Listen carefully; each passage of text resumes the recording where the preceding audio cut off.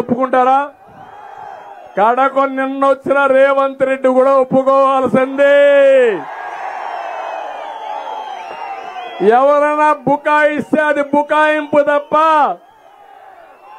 ఆ పేటెంట్ హక్కు నా దగ్గర నుంచి ఎవడో లాగేసుకోలేడు.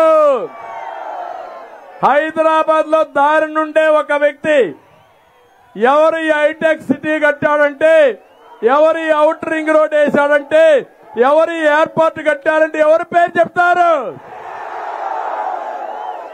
అది మన పేటెంట్ హక్కు. దానికి మిన్నగా చేయాలనుకున్నాను నేను. ఇక్కడ 2029కి అమరావతి పూర్తి చేసి, పోలవరం పూర్తి చేసి, నదుల అనుసంధానం చేసి, ప్రతి ఒక్క ఎకరాకు నీళ్లు ఇచ్చి, పరిశ్రమలు తెచ్చి, మా తమ్ముళ్ళు ఎక్కడికి పోకుండా మీ ఊర్లో కూర్చొని ఉద్యోగాలు ఇవ్వాలని నేను కలలుగన్నా. మోసపోయారు.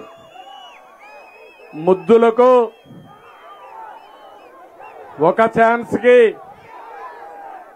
అదే మరిగి ఎక్కడ బుగ్గలు దిమిరితే మై మరిచిపోయి ఇప్పుడు గుద్దులే గుద్దులు, పిడి గుద్దులు. ఇప్పుడు అవునా కాదా? అందరి పని అయిపోయింది. అయిపోయిందా లేదా? నాలాంటి వాడికి ఎంత శక్తి ఉన్నా, ఎంత పట్టుదలున్నా, నాలాంటి వాడిని కూడా ఇబ్బంది పెట్టి, కడన మా మిత్రుడు పవన్ కళ్యాణ్ గారిని కూడా ఇబ్బంది పెట్టి, ఎక్కడికక్కడ తెలుగుదేశం పార్టీలో, జనసేన పార్టీలో కోవర్ట్లు పెట్టుకొని ఆ కోవర్ట్ల ద్వారా రాజకీయం చేసి మమ్మల్ని బలహీనం చేయాలనుకుంటున్నావు జగన్. నీ వల్ల కాదు. మా ఇద్దరి ఆలోచన ఒకటే. ఈ రాష్ట్రాన్ని కాపాడాలి అనేది దృఢ సంకల్పం. నీ ఆటలు సాగనీయం.